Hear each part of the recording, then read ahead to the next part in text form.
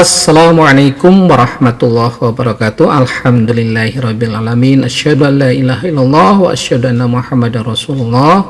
Raditu billahi rabba wa bil islami dina wa bi Muhammadin nabiyya wa rasula. Rabbi shrah li sadri wa yassir li amri wahlul 'uqdatam min lisani yafqahu qawli.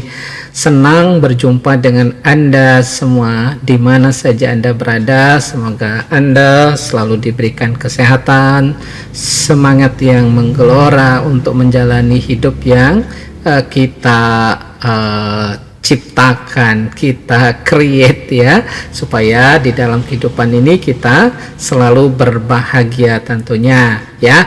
Kita pada kesempatan ini akan membahas tentang kewirausahaan berbasis PKM atau program kreativitas mahasiswa. Oke, ya, berjumpa di dalam mata kuliah kewirausahaan ya. Jadi kita akan sampaikan tentang pengantar kewirausahaan dan program kreativitas mahasiswa ya, yang kita harapkan bisa menopang kegiatan kreativitas mahasiswa ya. Nah, pengantar kewirausahaan dan program kreativitas mahasiswa atau PKM adalah pertemuan awal ya dari mata kuliah yang akan kita sajikan nanti. Kewirausahaan dengan tujuan apa ya? Untuk memberikan pemahaman dasar mengenai konsep kewirausahaan. Kemudian serta peran penting program kreativitas mahasiswa atau PKM dalam mengembangkan potensi kreatif dan inovatif pada Anda semua ataupun siapapun sebetulnya, tidak hanya mahasiswa, tetapi kita fokuskan pada kesempatan ini untuk mahasiswa. Tapi secara teori, secara aplikasinya nanti siapapun bisa menggunakan materi atau sharing pada kesempatan ini. Nah, apa kita pelajari dulu ya tentang apa itu ataupun definisi dan konsep kewirausahaan itu sendiri. Nah, kewirausahaan adalah suatu proses menciptakan sebetulnya ya, menciptakan sesuatu. Kemudian tidak hanya menciptakan tetapi juga mengelola dan sekaligus mengembangkan usaha atau bisnis yang baru dengan tujuan apa? Untuk memperoleh keuntungan ya. Jadi kewirausahaan juga melibatkan kemampuan untuk mengidentifikasi peluang ya di sekitar kita, terutama usahakan di sekitar kita atau potensi yang ada di sekitar kita. Kemudian mengambil resiko yang terukur ya, dan berinovasi ya dengan sesuatu yang kira-kira bisa bermanfaat bagi semua orang atau masyarakat kebanyakan. Nah, pentingnya kewirausahaan ini ya, jadi kewirausahaan ini akan memainkan peran penting dalam perekonomian dengan menciptakan lapangan kerja baru misalnya ya, kemudian meningkatkan inovasi dan mendorong pertumbuhan ekonomi tentunya ya.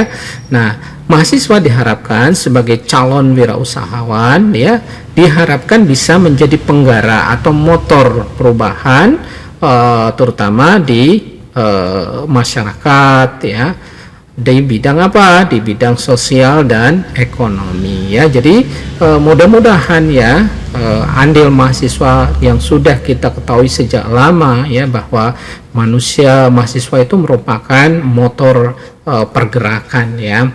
Nah, ciri-ciri sekarang ya, ciri-cirinya seperti apa? Ataupun karakteristik wirausahawan itu seperti apa? Nah, ciri-ciri wirausahawan yang sukses ya, kita pengen yang bagus tentunya ya. Jadi wirausahawan yang sukses biasanya memiliki karakteristik, misalnya ya, dia punya kreativitas, kemudian keberanian mengambil suatu resiko, kemudian semangat ya, yang mudah ya harus punya semangat untuk memperbaiki diri, semangat untuk belajar, kemudian kemampuan mengelola sumber daya yang ada di sekitar kita, dan ketangguhan dalam menghadapi suatu tantangan ya.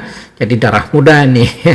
Kemudian pentingnya mindset kewirausahaan ini adalah mindset kewirausahaan adalah suatu pola pikir yang terbuka terhadap peluang dan tantangan, kemudian siap untuk belajar dari kegagalan dan berorientasi pada solusi. Jadi kita berharap ya, dengan potensi yang ada yang luar biasa di sekitar kita, dikaruniai oleh Allah segala macam ada ya, dengan kondisi cuma 2 musim, ini adalah keunggulan kita kapanpun ya, kita dengan iklim yang ya relatif tidak terlalu banyak, tidak terlalu ekstrim ya perubahannya, tidak seperti daerah 4 musim misalnya. Nah, ini sesuatu keunggulan ataupun potensi yang bisa kita kembangkan menjadi sesuatu unit bisnis nanti atau usaha. Nah,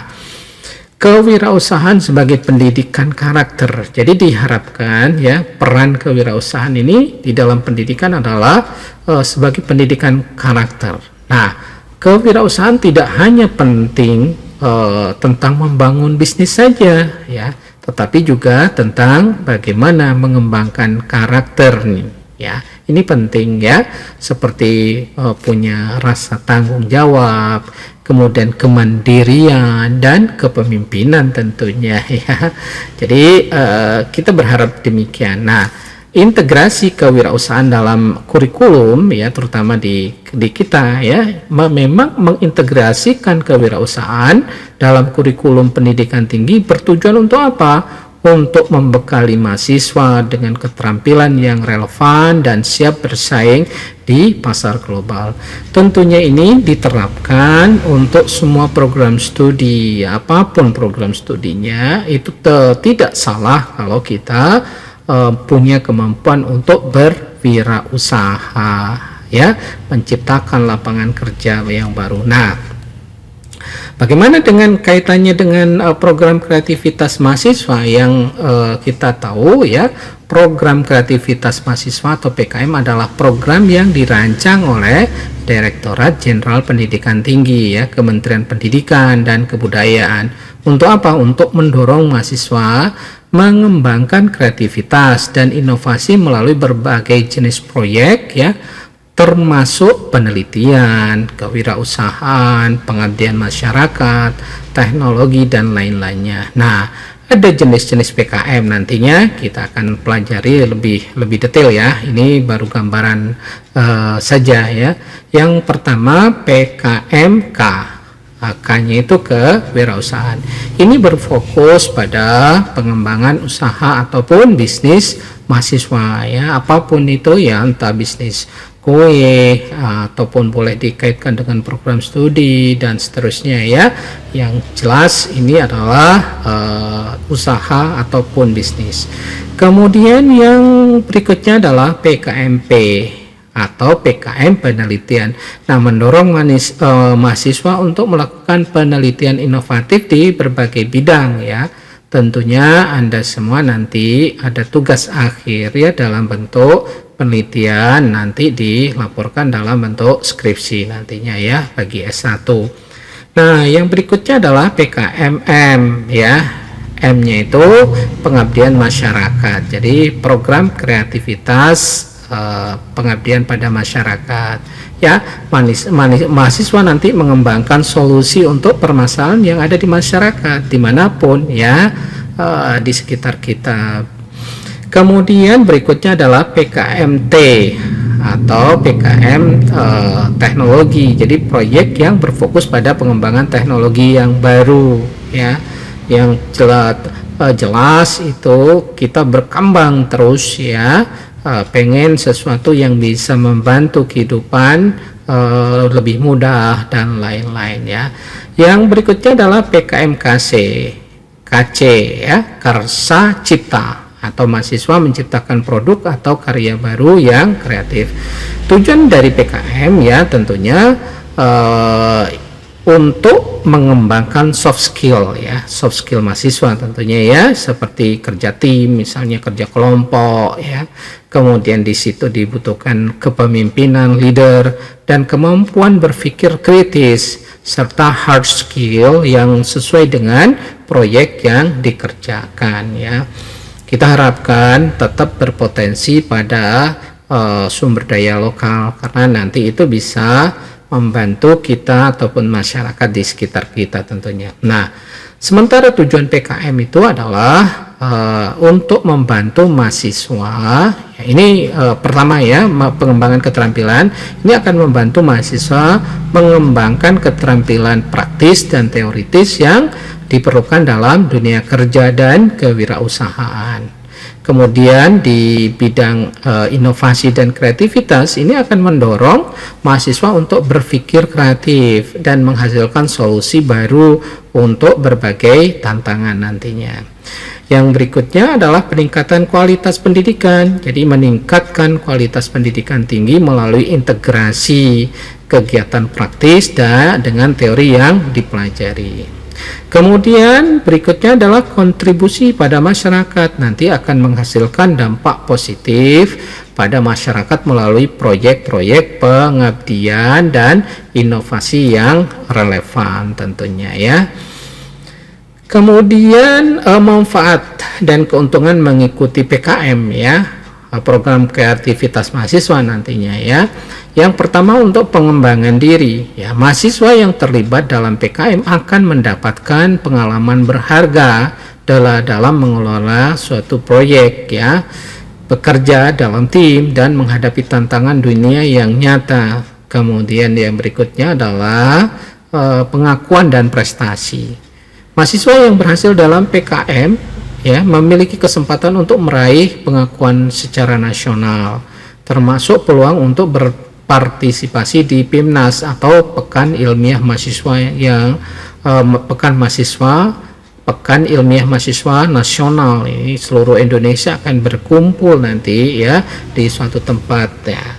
Kemudian berikutnya adalah pengembangan jejaring melalui PKM. Mahasiswa dapat membangun jaringan dengan sesama mahasiswa yang lain, bisa dengan dosen nanti insya Allah ada pembimbingnya, serta mitra ya UKM dari dunia industri ataupun dari masyarakat sesuai dengan bidang PKM yang akan dibuat nantinya.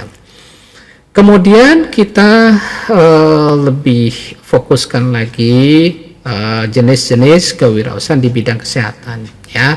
Sebagai contoh nanti siapa tahu bisa direnungkan apa saja sih yang bisa nanti diangkat ya. Pertama, kewirausahaan medis dan teknologi kesehatan ya.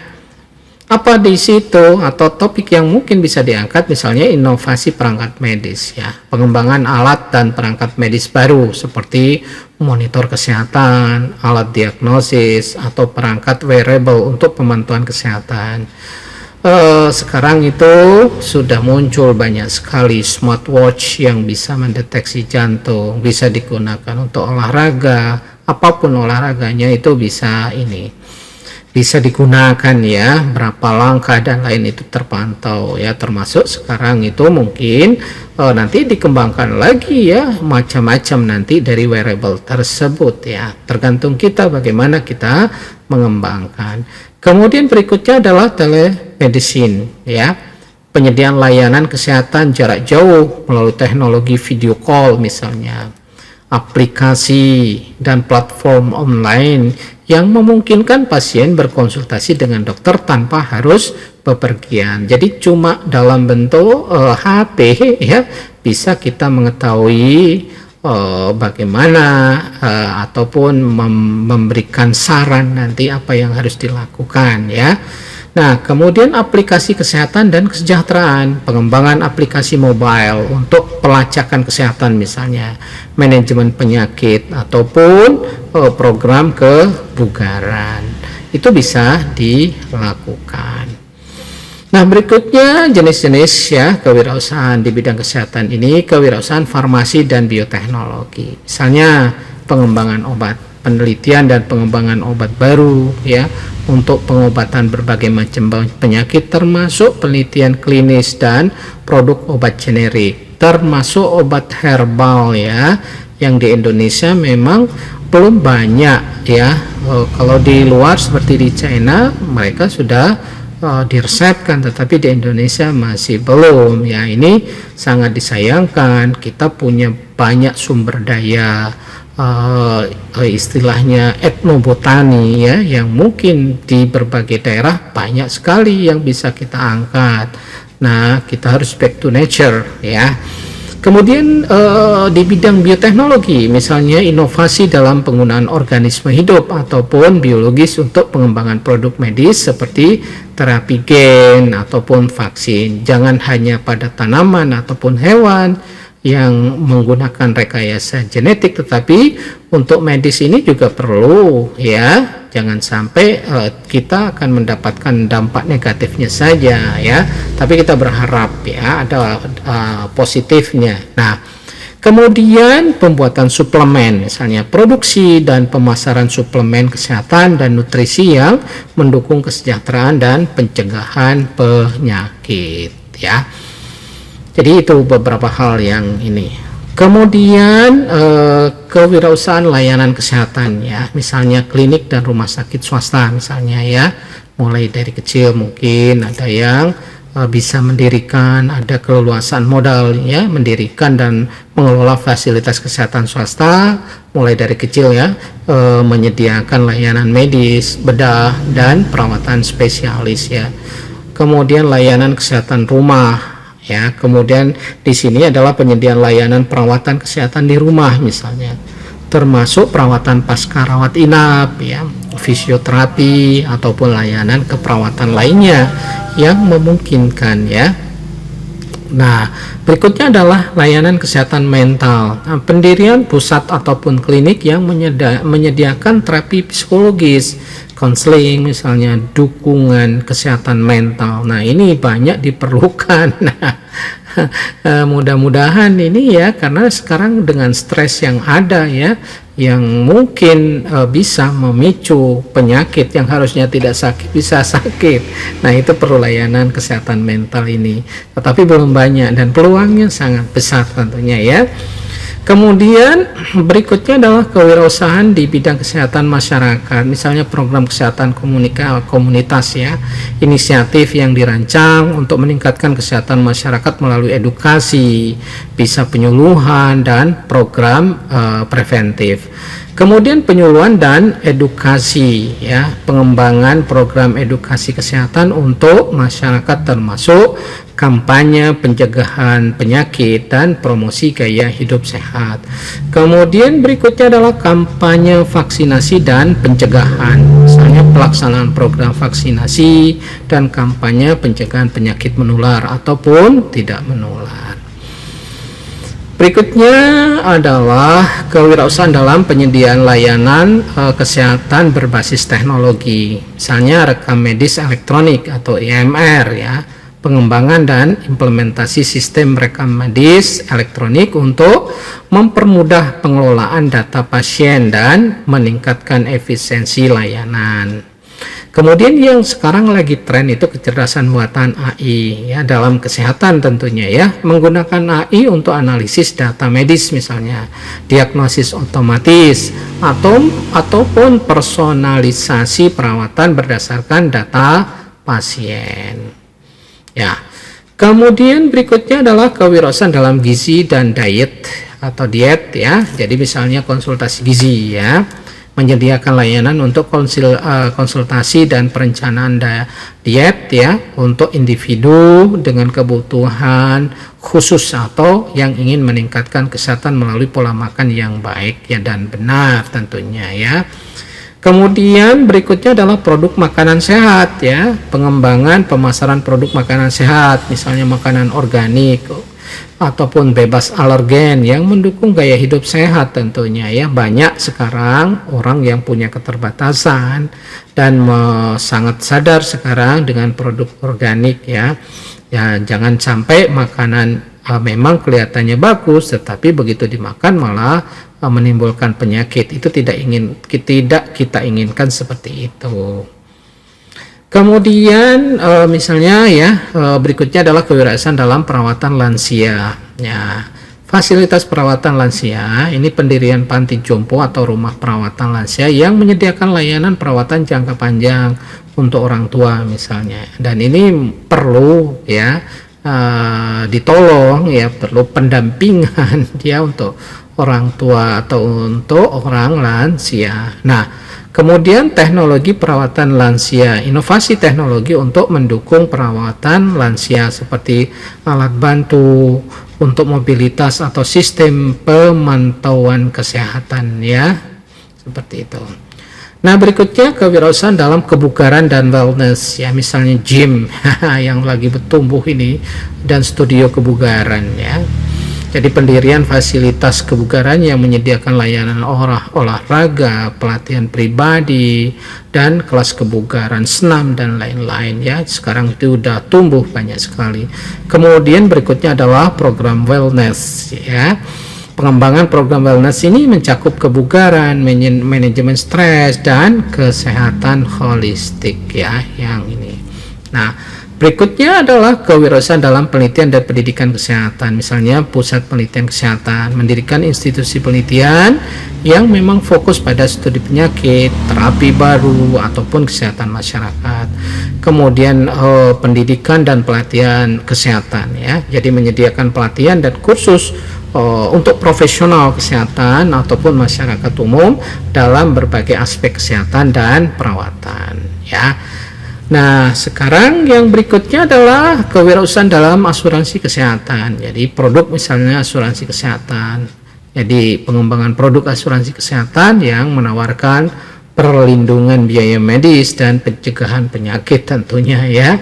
Kita berharap ya, kalau sekarang kan rata-rata dari luar ya, diharapkan mungkin yang tumbuh nantinya dari dalam negeri yang lebih fleksibel, lebih mempunyai karakter keindonesiaan ya. Kemudian teknologi asuransi kesehatan ini harus ada inovasi dalam teknologi asuransi kesehatan ya, seperti platform online untuk klaim dan manajemen polis tentunya ya. Itu beberapa hal yang kita harus bisa kembangkan bersama ya, tentunya untuk apa? Untuk ya